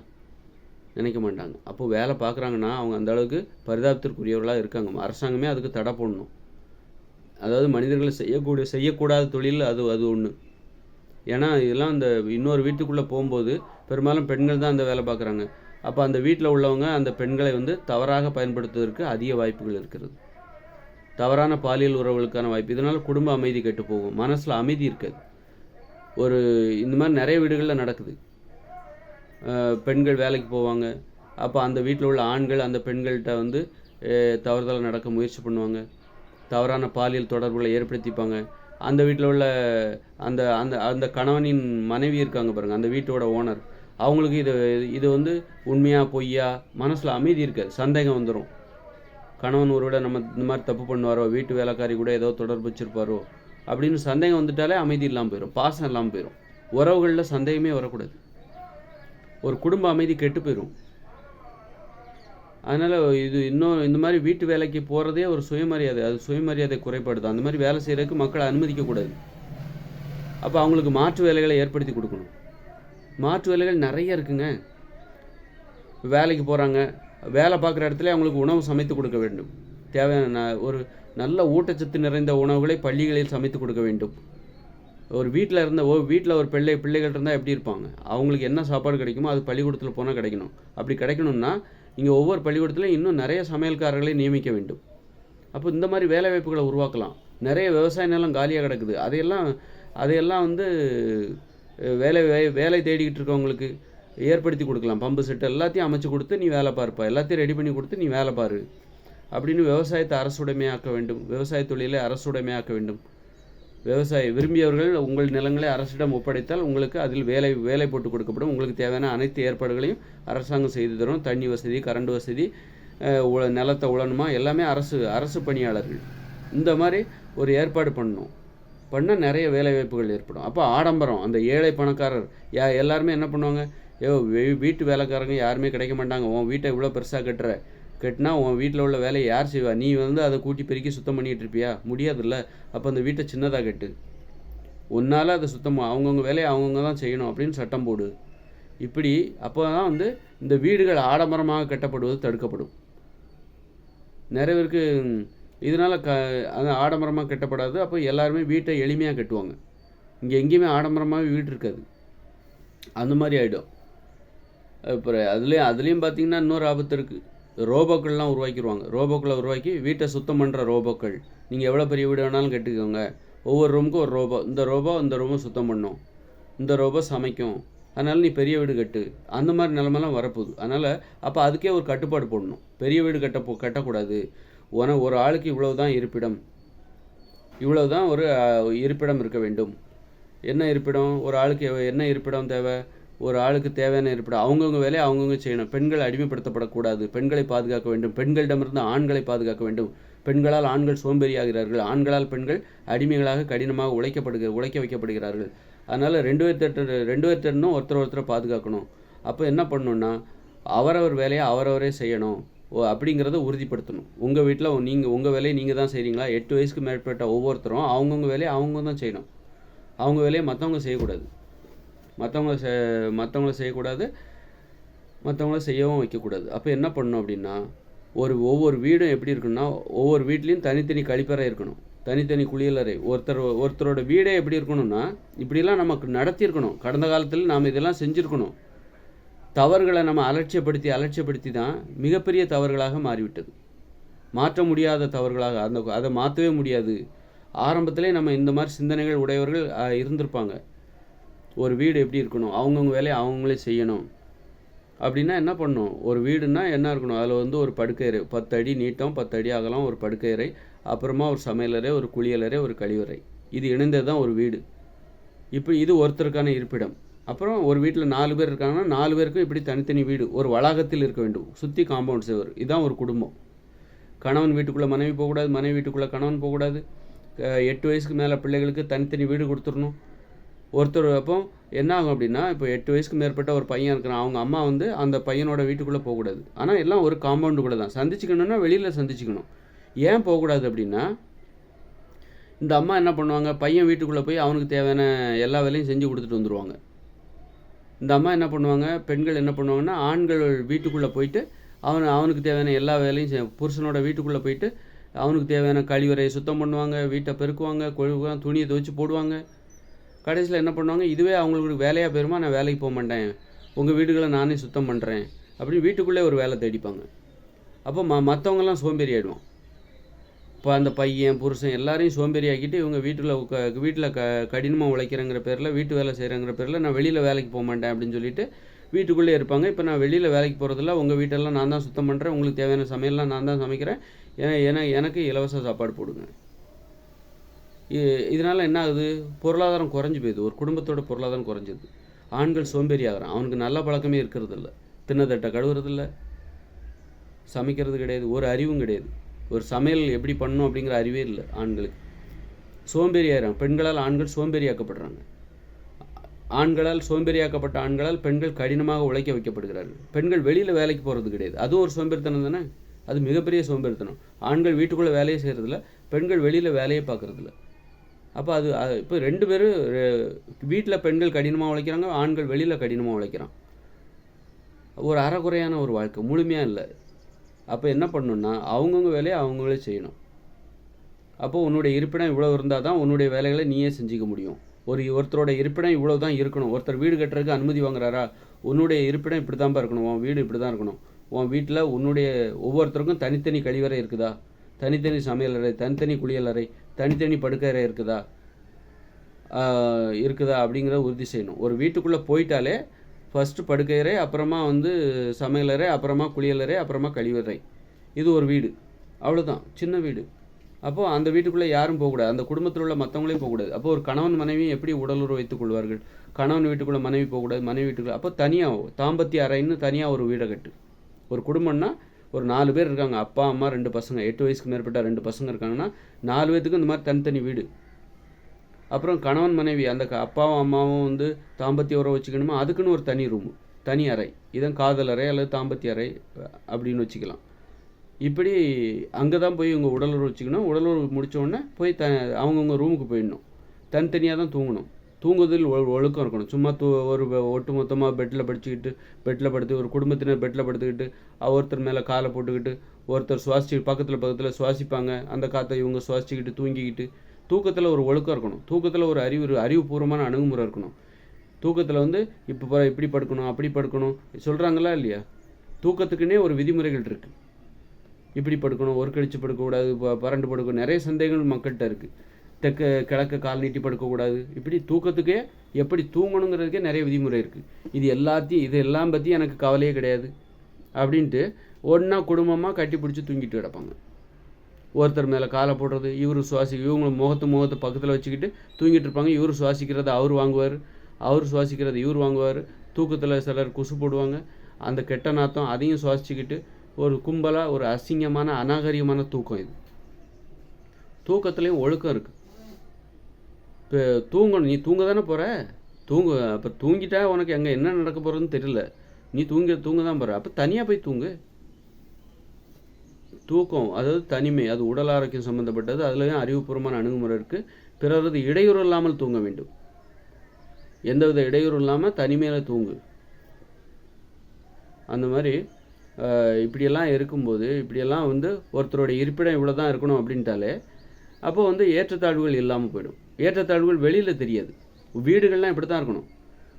ஒரு கூடு பாருங்கள், ஒரு காக்காவோட கூடு, எல்லா கூடும் ஒரே மாதிரி தானே இருக்குது. ஆனால் மனிதர்கள் வீடு மட்டும் ஏன் ஒன்று பெருசாக ஒன்று சின்னதாக இருக்குது? அப்போ எல்லா வீடும் ஒரே மாதிரி இருக்கணும். ஒருத்தரோட வீடு எப்படி இருக்கணும்? ஒருவர் வீடு என்கிறது இப்படி தான் இருக்கணும். அவங்கவுங்க வேலையை அவங்கவுங்களே செய்யணும். அப்போது ஒரு வீடு என்பது ஒரு படுக்கையறை, ஒரு குளியலறை, ஒரு ஒரு சமையலறை, ஒரு படுக்கையறை இருக்கணும். அதுக்கப்புறம் ஒரு சமையலறை இருக்கணும், அப்புறம் ஒரு குளியலறை, அப்புறம் ஒரு கழிவறை. இதுதான் ஒரு வீடு. இப்படி தான் ஒரு வீடு இருக்கணும். அப்போது இதை ஒரு சட்டமாக இதான் சமத்துவங்கிறது. நீ அந்த வீட்டுக்குள்ளே ஒரு மருத்துவர் இருக்கலாம், இன்னொரு வீட்டுக்குள்ளே ஒருத்தர் கம்பவுண்டர் இருக்கலாம், நீ உன் தொழில் வேணால் ஏற்றத்தாழ்வாக இருக்கலாம், ஆனால் உன் வீடு எல்லாம் ஒரே மாதிரியாக இருக்கணும். அப்போ வசிப்பிடத்தில் சமத்துவம். அந்த வீட்டுக்குள்ளே ஒருத்தர் பெரிய கோடீஸ்வரம் கூட, ஒரு கோடீஸ்வரராக இருந்தாலும் உன் வீடு இப்படி தான்ப்பா, உன் வேலையை நீ தான் செய்யணும். நீ கோடீஸ்வரராக இருந்தாலும் உன்னுடைய ஆடைகளை நீ தான் துவைக்கணும். இல்லை எனக்கு நிறைய பணம் வருது, போய் வேணால் டெய்லி ஒரு ட்ரெஸ் வாங்கிக்கோ, டெய்லி ஒரு ட்ரெஸ் போட்டுக்கோ. உன்கிட்ட நிறைய பணம் இருக்குல்ல, நீ துவைக்க வேண்டிய அவசியமே இல்லை. உனக்கு புது ட்ரெஸ்ஸை வாங்கி போட்டுக்கோ. 365 நாளைக்கும் தினமும் ஒரு சட்டை போட்டுக்கோ. ஆனால் என்றைக்குமே நீ உன் சட்டை துணியை மற்றவங்ககிட்ட துவைக்க கொடுக்காத. அந்த மாதிரி ஒரு அந்த மாதிரி ஒரு மற்றவங்களை அடிமைப்படுத்தாத. உன்னுடைய அடிப்படையான உன் குண்டியை நீ தான் கழுவணும், அடுத்தவங்க கழுவக்கூடாது. அந்த மாதிரி நம்பிக்கைகளை விதைக்கக்கூடாது. காசு கொடுத்தா என்ன வேணாலும் செய்கிறதுக்கு இங்கே ஆள் கிடைப்பாங்க அப்படிங்கிற மாதிரி. அப்போ ஒரு சுய ஒழுக்கம் இருக்கும். நம்ம வேலையை நாம் தான் செய்யணும். இப்போ பெண்கள் அடிமைப்படுத்தப்பட மாட்டாங்க. பெண்கள் அடிமைத்தனத்திலிருந்து விடுபட வேண்டும் என்றால் இதுதான் தீர்வு. நீங்கள் பெண்கள் இங்கே என்ன நினைக்கிறாங்கன்னா, அவங்க அடிமைப்படுத்தக்கூடாது அப்படின்னா அவங்கள என்ன பண்ணுங்க, நீங்கள் நல்லா படித்து நிறைய சம்பாதிச்சு சமைக்கிறதுக்காக தானே அடிமைப்படுத்துகிறாங்க. நீ சமைக்கிறதுக்கு வேலைக்காரங்களை வச்சுக்கோ. ஆஹா, அந்த பெண் விடுதலை அடைந்து விட்டாள். ஏன்னா அவன் நிறைய படிச்சிருக்கிறா, நிறைய சம்பாதிக்கிறா. இப்போ அவள் வீட்டு வேலை செய்கிறதுக்கு 2 பெண்கள் வேலைக்கு போட்டுட்டா. என்ன ஒரு புரட்சி, அவள் விடுதலை அடைந்து விட்டாள். ஏன்னா அவள் இப்போ சமையல் செய்வதற்காக இப்பொழுது அவள் அடிமைப்படுத்தவில்லை, அவள் இப்பொழுது சுதந்திர பறவை. அப்படின்னு. இதுக்கு பேர் பெண் விடுதலையா? இது வந்து ஒரு ஒழுக்கமற்ற அவங்கவுங்க வேலையை அவங்க செய்யணும். உனது உணவை நீ சமைக்கணும், மற்றவங்கள்ட்ட கொடுக்கக்கூடாது. அப்போ இந்த மாதிரி ஒரு குடியிருப்புகளில் ஏற்றத்தாழ்வற்ற அப்போ தான் காதல் என்பது பெருகும். ஒரு வீட்டை பார்த்தா அவங்க பணக்காரங்க இவங்க ஏழை அப்படின்னு தெரியக்கூடாது. எல்லா வீடும் ஒரே மாதிரி தான் இருக்குது. எல்லா வீட்டுக்கும் பெயிண்ட்டு கூட ஒரே மாதிரி தான் அடிக்கணும். வெள்ளை நிறம்னா வெள்ளை நிறம், பச்சை நிறம்னா பச்சை நிறம், சமத்துவம். எல்லா வீடும் ஒரே அளவு தான் இருக்கணும். இதுதான் ஒரு வீடோட அமைப்பு அப்படின்னு அரசாங்கமே முடிவு பண்ணியிருக்கணும். ஒரு கூடு, இது காக்கா கூடுன்னு நம்ம ஏன் பார்த்து சொல்கிறோம்? இது வந்து தூக்கணாங்குருவி கூடு, இது குருவி கூடுன்னு ஏன் பார்த்து சொல்கிறோம்னா, குருவி கூடு இப்படி தான் இருக்கும், காக்கா கூடுன்னா அது இப்படி தான் இருக்கும், இது தூக்கணாங்குருவி கூடு இப்படி தான் இருக்கும் சொல்கிறோமா இல்லையா? அதுபோல் மனிதர்களின் வீடு இப்படித்தான் இருக்கும், இவ்வளோ பெரியது தான் இருக்கும். இது என்ன ஒன்று சின்னதாக ஒன்று பெருசாக இருக்குது, ஒன்று குடிசையில் இருக்குது, ஒன்று ஓட்டு வீடு, ஒன்று பெரிய பங்களா மாதிரி இருக்குது. என்ன இது அப்படின்னு கேள்வி வருதா இல்லையா? ஒரு ஒற்றுமை இல்லை பாருங்கள். அப்போது நீங்கள் எல்லாரும் ஒரே தொழில் செய்ய முடியாது, ஆனால் எல்லாரும் ஒரே வீட்டில் ஒன்றால் இருக்க வைக்க முடியும். ஒரே அளவு கொண்ட வீடுகளில் மக்களை வசிக்க செய்ய முடியும். எல்லாரும் ஒரே வேலை செய்ய முடியுமா? ஒரு மருத்துவமனைன்னா இந்த இயந்திர அறிவியல் உலகில் ஒரு மருத்துவமனைன்னா மருத்துவர் தேவை, செவிலியர் தேவை, கம்பவுண்டர் தேவை, துப்புரவாளர் தேவை. அப்போ தான் ஒரு மருத்துவமனை செயல்படும். அப்போ இந்த இயந்திர அறிவியல் உலகம் என்பது தொழிலில் ஏற்றத்தாழ்வு உடையது தான். ஏற்றத்தாழ்வுகளை நம்மளால் தவிர்க்கவே முடியாது. கலெக்டர் தேவை, கிளர்க்கு தேவை, வாட்ச்மேன் தேவை, எல்லாருமே தேவை, சமையக்காரங்க தேவை. தொழிலில் ஏற்றத்தாழ்வு தவிர்க்கவே முடியாது. அவர்கள் விருப்பப்படியே ஆனால் ஒரு சமையக்காரர் நினச்சா கலெக்டர் ஆகலாம், கலெக்டர் நினச்சா அதோட முதலமைச்சர் ஆகலாம். உன்னை வந்து நீ கலெக்டர் ஆகணும்னு யாரும் கட்டாயப்படுத்தலை, நீ கம்பவுண்டர் தான் அப்படின்னு யாரையும் கட்டாயப்படுத்தலை, நீ சமையக்காரங்க தான், நீ துப்புரவாளர்னு யாரும் கட்டாயப்படுத்தலை. உன் விருப்பப்படி நீ என்னவா வேணாலும் ஆயிக்கோ. அப்போ தொழிலில் உள்ள ஏற்றத்தாழ்வுகளை நம்ம வந்து தடுக்கவே முடியாது. ஆனால் எல்லாரும், நீ கலெக்டராக இருந்தாலும் சரி, கோடீஸ்வரராக இருந்தாலும், உன் வீடு இது தான், உன்னுடைய வீட்டோட அளவு இது தான், உன்னுடைய ரூமுக்குள்ளே நீ யாரையும் உள்ளே விடக்கூடாது, உன் வேலையை நீ தான் செய்யணும். இதை கட்டுப்படுத்த முடியும்ல, இதை பண்ணலாம்ல, இந்த சமத்துவத்தை ஏற்படுத்தலாம்ல. அப்போ இதெல்லாம் ஏற்படுத்தினாதான் இங்கே வந்து காதல் என்பது அதற்கான தடைகள் விலகும். இன்றைக்கி காதலிப்பதற்கு ஏன் தடை போடுறாங்க? நம்ம பொண்ணு பணக்காரன், நம்ம கோடீஸ்வரன், இது போயிட்டு ஏதாவது ஏழையை போய் கல்யாணம் பண்ணிக்கிட்டா, காதலித்து கல்யாணம் பண்ணிட்டா, அதனால தான் வந்து அந்த பொறுப்பை என்ன பண்ணுறாங்க, பெற்றவங்க வச்சுக்கிறாங்க. வேண்டாம்ப்பா, உனக்கெல்லாம் ஒன்றும் தெரியாது, பணம் தான் இந்த உலகத்தில் ரொம்ப முக்கியம், அதனால் என்ன பண்ணணும், நாங்களாக பார்த்து உனக்கு ஒரு நல்ல நம்ம ஸ்டேட்டஸுக்கும் அந்தஸ்துக்கும் தகுந்த மாதிரி, நம்மக்கிட்ட இருக்கிற பணத்துக்கு தகுந்த மாதிரி உனக்கு ஒரு நல்ல பணக்கார ஒரு மாப்பிள்ளையோ பொண்ணையோ பார்த்து கல்யாணம் பண்ணுறோம். நீ அடக்கி மடக்கிக்கிட்டு ஒடுக்கிக்கிட்டு மூடிக்கிட்டு பேசாமல் இருந்தால் சரி. நீ பாட்டுக்கு காதல் கீதல்னு சொல்லிக்கிட்டு எதையாவது ஒன்று காசு இல்லாத யாரையாவது கூப்பிட்டு வந்து அப்புறம் பின்னாடி நீ தான் கஷ்டப்படுவ, உனக்கு ஒன்றும் தெரியாது அப்படின்னு சொல்லி அந்தஸ்தை காரணம் காட்டி அதெல்லாம். ஏன்னா இப்போ ஒரு பணக்காரன்னா என்ன, பெரிய வீட்டில் போய் வசிக்கலாம். நம்ம பொண்ணு பணக்காரனை கல்யாணம் பண்ணிட்டு, நம்ம பொண்ணை வந்து ஒரு பணக்கார பையனுக்கு கல்யாணம் பண்ணி கொடுத்துட்டா போய் என்ன பண்ணுவாங்க, பங்களாவில் வசிக்கலாம், வீட்டு வேலைக்காரங்க இருப்பாங்க, சமைக்க வேண்டிய வேலை கிடையாது, கார் இருக்கும், பங்களா இருக்கும். கார் பங்களா விடுங்க, ஒரு பெரிய வீடு, அங்கே நீ எந்த வேலையும் செய்ய தேவையில்ல, ஒரு மரியாதை. நீ போயிட்டு ஒரு சின்ன வீட்டில் போய் வசிச்சா நல்லா இருக்குமா? நம்ம ஸ்டேட்டஸுக்கு தகுந்த மாதிரி பெரிய வீட்டில் தான் இருக்கணும். அதனால் நீ காதல் கீதல்னு போய் எதையா மாட்டிக்காத. நாங்களாக பார்த்து உனக்கு பெரிய வீடு யாருக்கிட்ட, நம்மளை மாதிரி பெரிய வீடு யாருக்கிட்ட இருக்கோ அந்த மாதிரி ஒரு வீட்டில் போய் சம்மந்தம் பேசி உனக்கு ஒரு கல்யாணம் பண்ணி வைக்கிறோம், பொறுமையாக இரு அப்படின்னு சொல்லிட்டு பெற்றவங்க அந்த மாதிரி காதலுக்கு தடை. அப்போ எல்லா வீடும் இங்கே ஒரே மாதிரி இருந்துச்சுன்னா, இப்படி தான் ஒரு வீடு இருக்கணும்னு சட்டமே போடணும். ஒரு வீடு இப்படி தான்ப்பா இருக்கணும், அரசின் விதிமுறைகளுக்கு உட்பட்டு நீ ஒரு வீட்டை கட்டியிருக்கிறாயா அப்படின்னு அப்போ அந்த மாதிரி இருந்தால் தான் அனுமதி கொடுக்கணும். இன்னும் சொல்லப்போனால் ஒருபடி அரசாங்கமே இந்த வீடுகளை கட்டி வைத்திருக்க வேண்டும். வீடுகளை முதல்ல இருப்பிடத்தை கட்டணம் இல்லாமல் கொடுங்க. அரசாங்கமே இந்த மாதிரி வீடு, இதுதான் ஒரு குடும்பம், 3 பேர் வசிப்பதற்கான குடும்பம், ஒரு அம்மா அப்பா ஒரு பிள்ளை இருக்குன்னா அப்போ இது 3 பேர் வசிக்கின்ற ஒரு குடும்பம், இந்த குடும்பத்தில் நீ வசி. இப்போ வந்து இன்னொரு குழந்தை வந்துருச்சு, இப்போ 4 குழந்தை ஆயிடுச்சு, 4வது குழந்தைக்கு 8 வயசுக்கு மேலே ஆயிடுச்சு அப்படின்னா இப்போ 4 பேருக்கு தேவையான வீடு, 4 பேர் வசிப்பதற்கான 4 வீடுகள் கொண்ட குடும்ப அமைப்பு எங்கே இருக்குது, அந்த வீட்டுக்கு நீ போயிடு. அப்போ இருப்பிடமே பொதுவாக இருக்கணும், அரசாங்கத்துக்கு சொந்தமாக இருக்கணும். இன்றைக்கி வீட்டை கட்டுறதே லட்சியமாக வச்சுக்கிட்டு இருக்காங்க. வீட்டை கட்டுறதுக்காக முக்கியம். அப்போ இவங்க மகிழ்ச்சியாகவே வாழ்கிறதில்ல. உழைப்போட சம்பளத்தெல்லாம் சேமிக்கிறாங்க, ஆசைகளை வந்து தியாகம் பண்ணிட்டு சேமிக்கிறாங்க வீட்டை கட்டுறதுக்காக.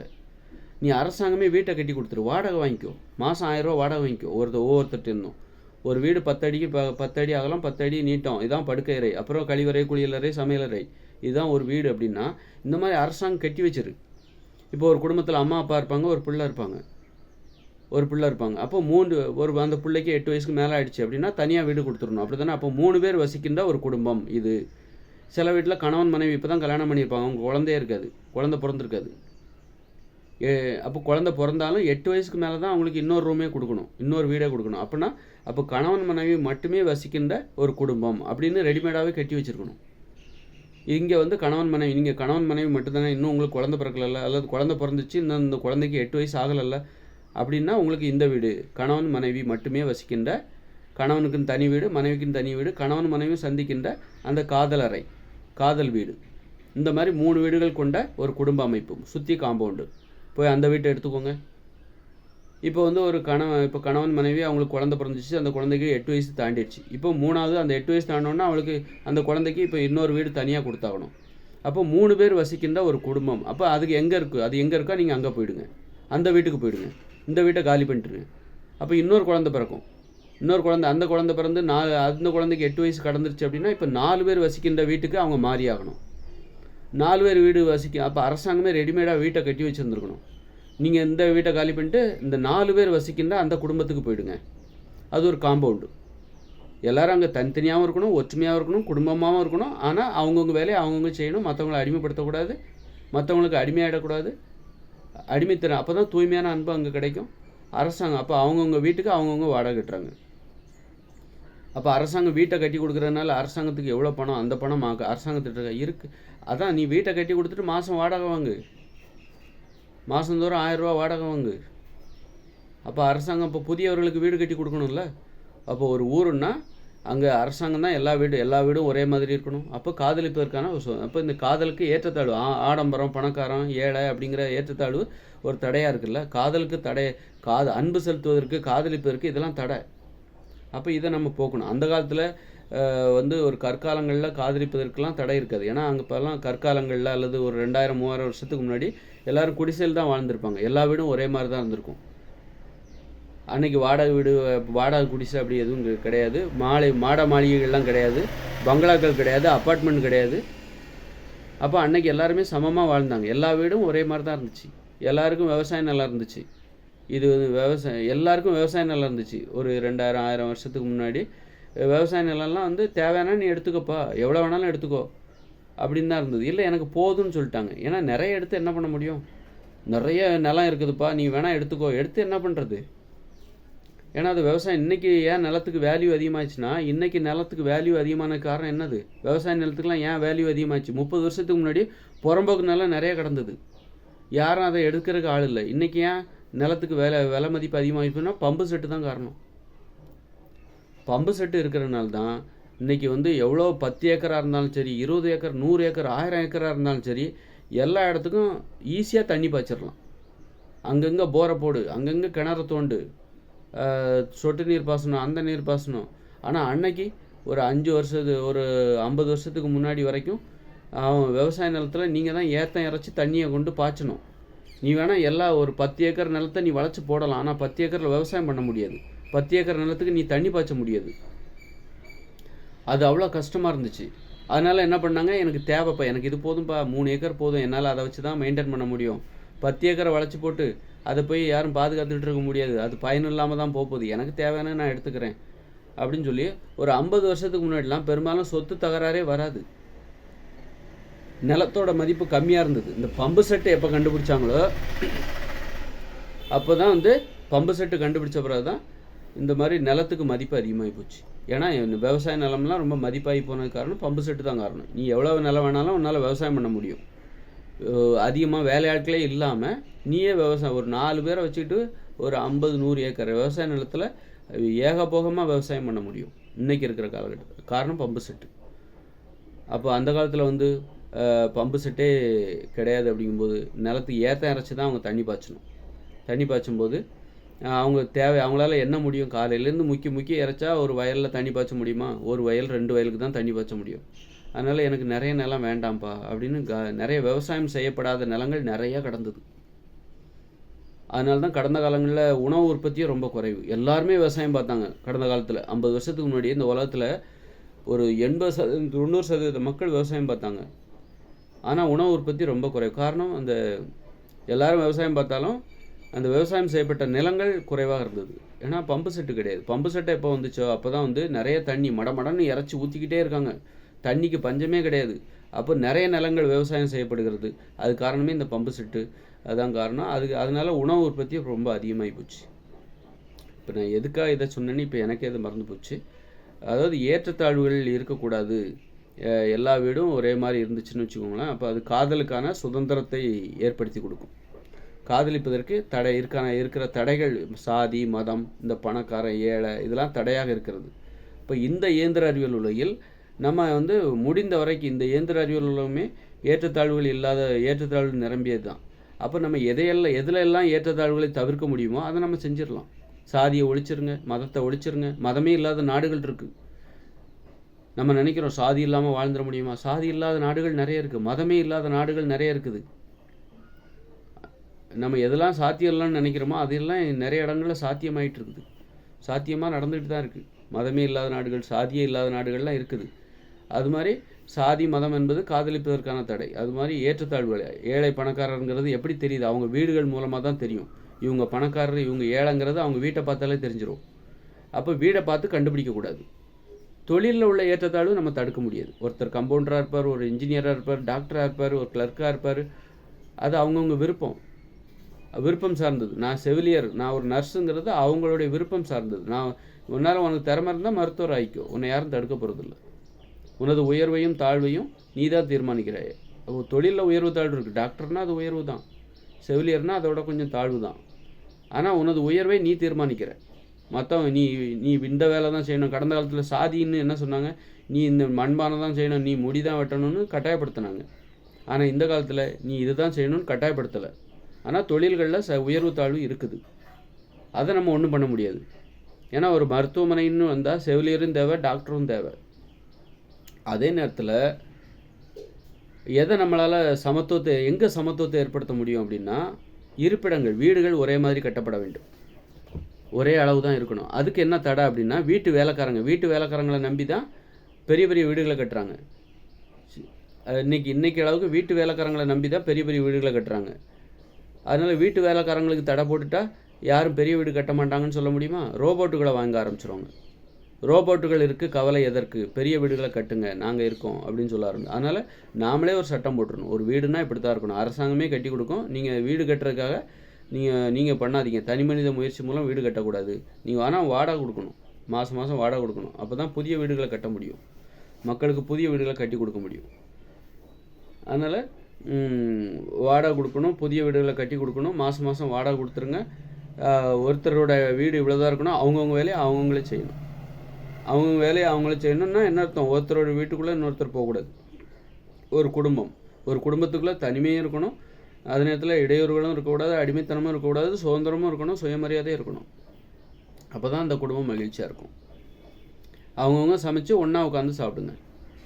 நீ என்ன சமைச்ச, நான் என்ன சமைச்சேன், இல்லை நான் இன்றைக்கி சமைக்கலை, பழங்கள் தான் சாப்பிட போகிறேன், வா பழங்களை எனக்கு கொஞ்சம் கொடு, நான் சமைச்சது நீ சாப்பிடு. இந்த மாதிரி அவங்கவுங்க சமைச்சிட்டு, ஒரு குடும்பத்தில் 4 பேர் இருக்காங்கன்னா 4 பேரும் சமைங்க, வேணால் ஒன்றா உட்காந்து பகிர்ந்து சாப்பிடுங்க.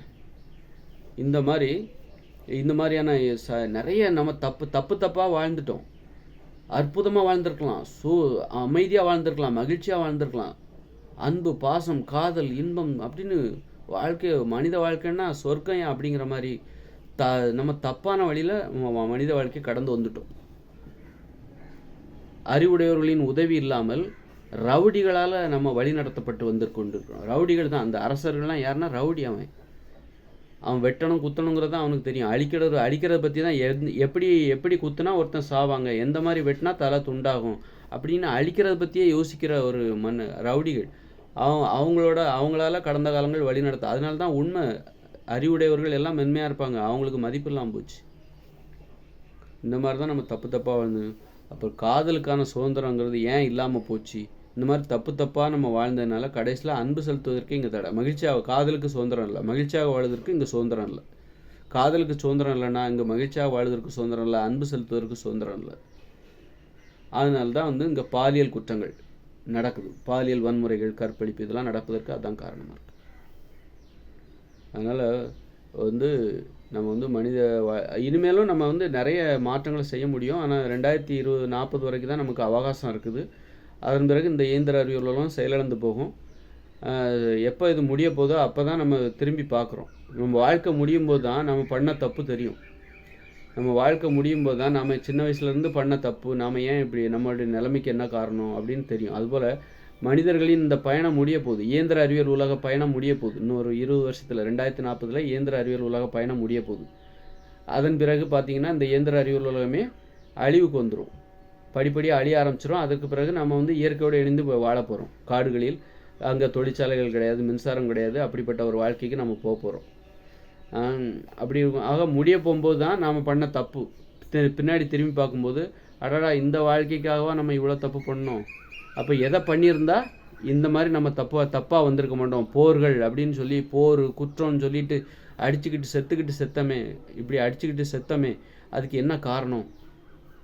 அப்போ அதுக்கெல்லாம் என்ன காரணம் அப்படின்னு பார்த்தாக்கா கடைசியில் இந்த மாதிரி இப்போ நான் சொல்கிறேன்ல, இப்படி தான் வாழ்ந்திருக்கணும். மனிதர்கள் இப்படி வாழ்ந்திருந்தால் நன்றாக இருந்திருப்பார்கள். அமைதியாக, போர் இல்லாமல், குற்றங்கள் இல்லாமல், நோய் இல்லாமல் வாழ்ந்திருப்பார்கள் அப்படின்னு நான் இன்றைக்கி சொல்கிறேன்ல. இதெல்லாம் முடிய போதும் தான் தெரியுது. முடிய போதும் தான் ஒருத்தருக்கு ஞானமே பிறக்குது. நம்ம வாழ்க்கை இயந்திர அறிவியல் உலக வாழ்க்கை இன்னும் 17 வருஷத்தில் முடியுது. 2040 முடியுது. இதுக்கப்புறம் இந்த உலகம் செயலிழந்துடும். அதன் பிறகு பார்த்திங்கன்னா டக்குன்னு அதுக்கான காரணங்களை நான் ஏற்கனவே நிறைய வீடியோவில் சொல்லிகிட்டு இருக்கேன். கண்டிப்பாக தொடர்ந்து சொல்கிறேன். இப்போதைக்கு இந்த வீடியோ 1 மணி நேரத்துக்கு மேலே போயிட்டுருக்கு. இப்போதைக்கு இந்த வீடியோ முடிச்சுப்போம். ரொம்ப நன்றி.